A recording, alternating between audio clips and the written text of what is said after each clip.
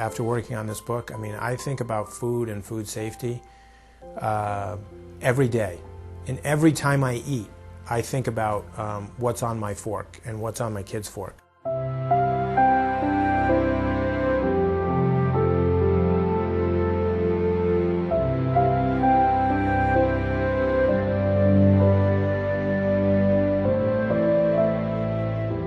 Whenever I write a book, one of my purposes is I set out to change the way people think.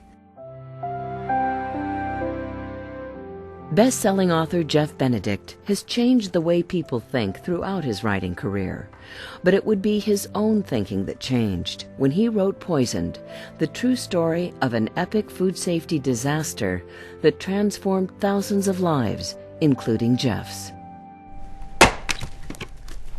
Working on this book and living on a piece of property where my wife was actually starting to grow a lot of the food that we eat, I became convinced and converted that there's no going back. So we're going to have mashed potatoes tonight. Yep. We live on an old historic 20-acre farm, which my wife has converted to an organic farm. And we grow a lot of what we eat, vegetables, fruits. We have chickens that produce all of our own eggs. There's nothing like getting an egg out of the hen house and coming in the house and an hour later eating it with your toast. That is a very different egg than the one you get at Walmart. I really was on a mission to grow as much as I possibly could here in my own backyard, and if I couldn't grow it myself, then I would go and look for it locally. It's nice to know that you've grown it and you've worked hard to get it ready and stuff to eat.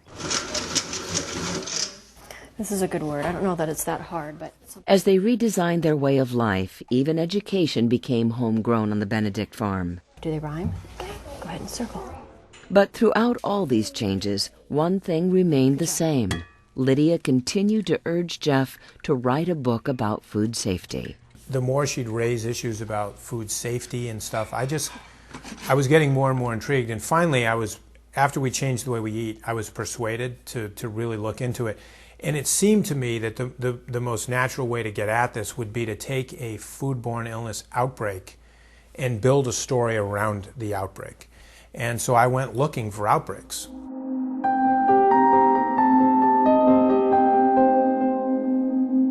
And the outbreak he found was the 1993 Jack-in-the-Box tragedy, a food safety nightmare that caused 5 deaths and poisoned more than 600 people, mostly children. The source, undercooked and contaminated meat.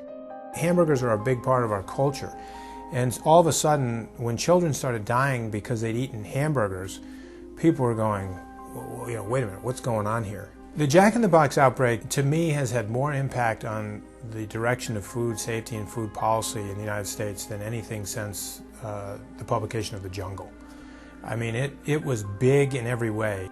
In his book Poisoned, Jeff Benedict tells a heartbreaking true story that reads like a legal and medical thriller. This is a story, whether you like to watch a physician who's dealing with life and death, a lawyer who, is a little guy taking on a huge corporation, a CEO who's sitting in the hot seat, whose company is getting, beat to death in the public, or a parent. And this is what hits most of us. Or you're just a parent who's got a child who's suddenly in an ER and is fighting for their life, and you can't do anything about it. As the tragedy unfolds, Poison takes you behind the scenes where you'll meet Bill Marler, a young lawyer who risked everything for his critically ill client, and in his quest for justice, made legal history. It's the story of an outbreak that shaped food policy in the United States.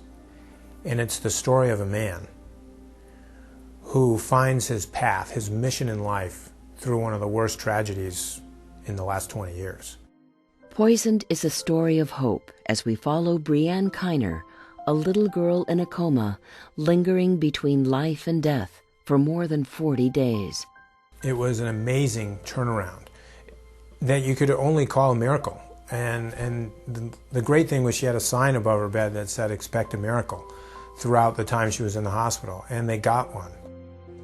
part of my motivation as I crafted the story was I was trying to write to an audience of parents who have kids like me, because my experience in researching and writing the book was it completely changed my whole outlook on food purchasing and consumption.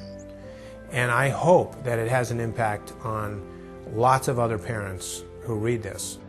My kids have gained an appreciation for where food comes from, how hard it is to grow and raise. And when we say grace at night, I think we all look at food differently now than we did 2 years ago. Now, when we say grace as a family, we mean it. And we're grateful for this food on our table. We're grateful to the